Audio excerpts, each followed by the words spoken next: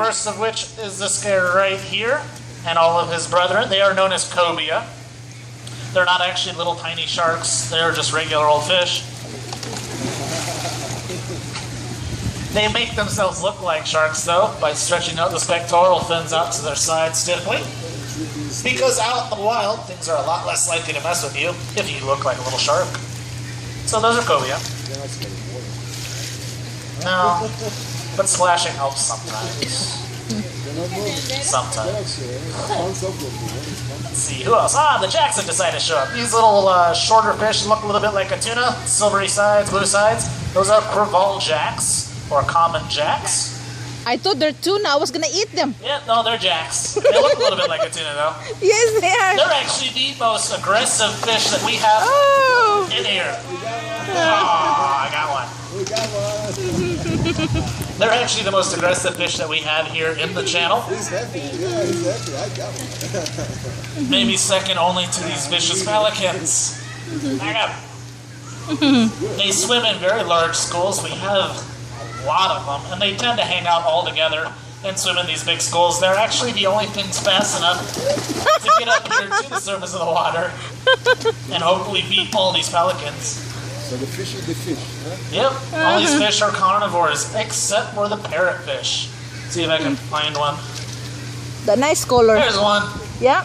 The pink and green guy right there. Yeah. And there's a couple more. There's another one. Those are parrotfish. Those are rainbow parrotfish. What do they eat? Batfish?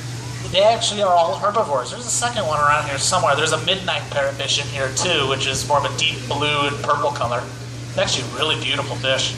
But they're herbivores. They eat the algae that grows along all the sides and bottoms of our channel. And out in the wild, all that algae grows on rock and coral. So when the parrotfish goes and takes a bite out of that algae, it actually takes a little bit of the substrate with it, or the rock and the coral with it. I think you need a longer stick. And what happens when they do that is that it'll actually pass through the parrotfish, come out the other side, as a very fine white powder that we call sand. And actually one parrotfish every year can account for over 100 pounds of sand. So the next time that you're hanging out on Miami Beach, soaking in some sun, say a silent thank you to your friends, the parrotfish, because they're actually the ones responsible for that nice sandy beach that you're laying out on. Let's see, who else is hiding around here? I saw a tarpon earlier. Where'd they go? The jacks are here. I can actually feed. All right. See, I saw a couple of tarpon in here. Those are the big torpedo fish. Yeah. About 5 feet long. You'll notice I'm not in that nice blue shirt and khaki shorts right now. Oh my gosh. Go that way. Good. Yeah. If I see another tarpon show up, I will point them out. But they're a very awesome sport fish down here in southern Florida. Very powerful torpedo-like bodies. They actually have a really awesome adaptation for a fish. Unlike these guys, these jacks and the parrotfish and other things like that, a tarpon can actually come up to the surface of the water and take a gulp full of air. That helps out a lot when they're in less oxygenated waters, like maybe a mangrove swamp perhaps. So in South Florida, it actually comes in really, really handy for all those tarpon. There's one of them. I see it swimming off that direction. If I see it come up, I'll try and point it out. See, I haven't seen any of the sharks come up here, but if I do see one, I will try and point them out. They actually have learned how to target off of these paddles that I have, and they'll come up, put their face right on the edge of the paddle, and I can feed them directly. See a couple of them. Hopefully they'll come up and eat. But we actually have over 30 nurse sharks in here. That's the only kind that we have is a nurse shark. Ranging from the little guys that are about 2.5 feet long, all the way up to Bertha, who is 9 feet long. She's about 200, a little over 200 pounds. I did see her swimming off in that direction a little bit ago, about 5 minutes ago or so. If I see her come back around, I will point her out. She's actually really easy to spot. Outside of being the largest shark in here, she has a nice birthmark on her left side, right below her dorsal fin. Looks a little bit like a black handprint. So it's really easy to spot her as she's swimming around. Yeah. Woo. Ah, you got a piece. Oh well. Now, nurse sharks are benthic animals. They like to hang out most of their day, spent sleeping down on the bottom of the ocean, or in our case, at the bottom of the channel. They're able to do that because they have something called buccal pumping. Most sharks are what's called ram ventilation.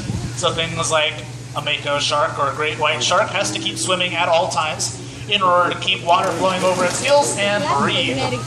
Nurse sharks have that buccal pumping, which is an extra set of muscles that will actually pump water over their gills even if they are stationary. It's really nice for them because they get to hang out and relax and not do anything all day. I am very envious.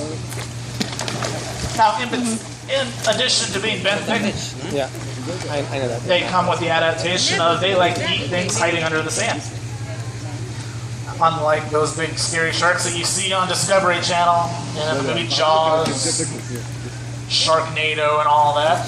Nurse sharks actually don't have those big sharp pointy teeth that everyone's so scared of. Instead, they have hundreds of much smaller ones, about that big, much more curved teeth that are actually used to crush up shellfish, tiny fish. Things like capelin, which is what I'm feeding out right now. Now, what they do in order to get the food that's hiding underneath the sand is they have to use two specialized senses that we do not have. In addition to our sight, our smell, and our taste and touch, sharks are equipped with two very specialized senses. One is shared with fish, called the lateral line. It's a specialized set of cells that goes all the way from their eye, sideways along their body, towards their tail, that can sense vibrations in the water.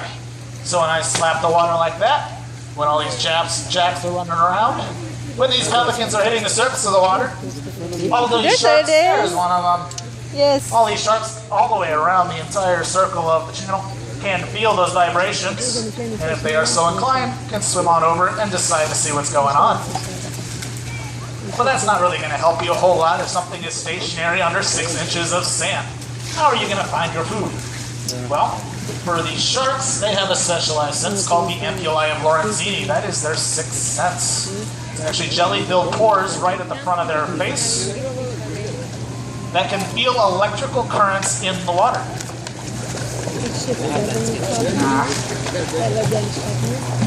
Oh boy.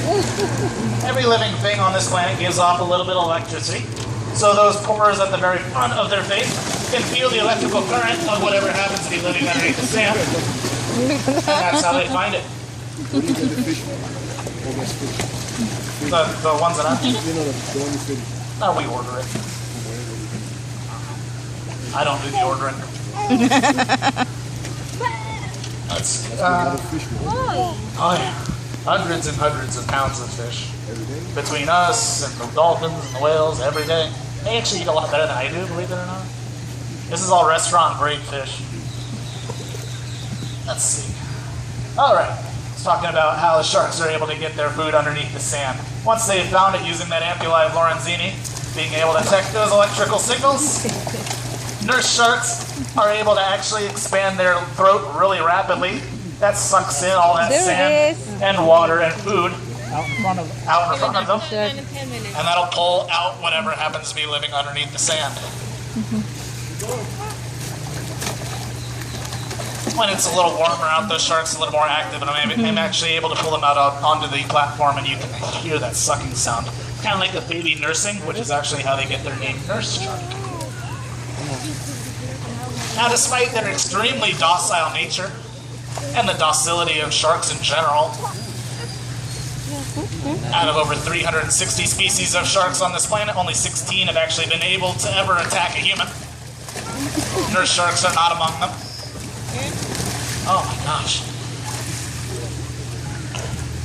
Despite this fact, humans still see sharks as very dangerous. So I'll throw out another statistic to you. Sharks, worldwide, all around this planet, every year, kill between 5 and 10 people. That's it. 5 and 10. You want to know what the most dangerous animal is in North America last year? I actually looked this up last night. More people were killed by anything else, by deer, Not sharks, not bears, not lions, not tigers, not nothing. Deer were the #1 animal killers. They're dancing. I feel like I'm They're conducting a dancing. symphony. Oh my lord. You want it? Go get it! These fish are gonna be the death of me. Alright. But yeah, deer actually cause of more deaths in the northern hemisphere than sharks were. But despite this fact, humans account for more than 10,000 shark deaths every hour of every day. 10,000 per hour. That's accounting for millions and millions of shark deaths every year. A lot of this is through bycatch, accidental bycatch for fishermen who use really big nets, long fishing lines with hundreds of hooks on them. It's unavoidable. It's really tragic. We're doing our best to come up with new technologies to try and counteract this. But there is actually a practice out there that directly targets sharks and specifically kills them, known as shark finning. It is just what it sounds like. A fisherman will go out, intentionally catch a shark, and then cut its fins off. They will then roll the shark back into the water where it will suffocate and die. It's a tragic thing. It's really heart-wrenching to see a picture of it if you ever decide to Google it. My goodness.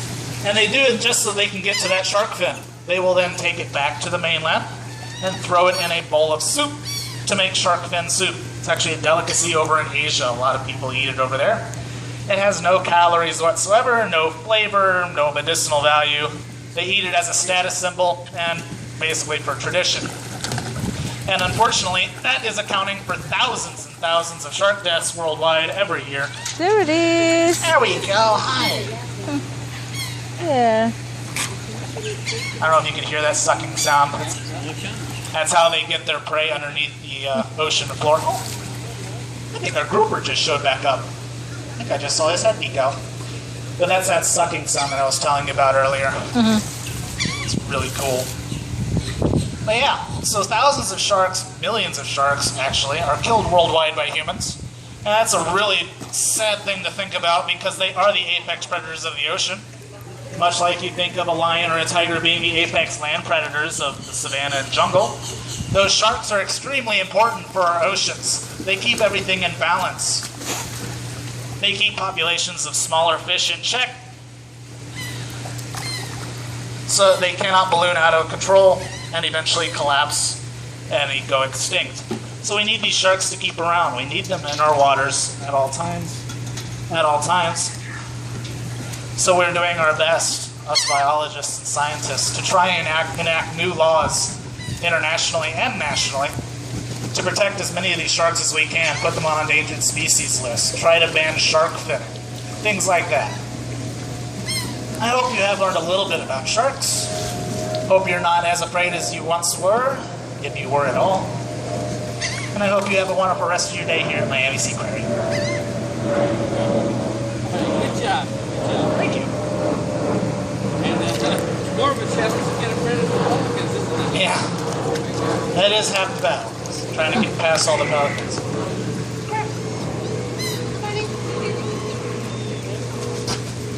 Yep, that's all. You got the last one. Oh, how nice. They're my favorites. I love sharks.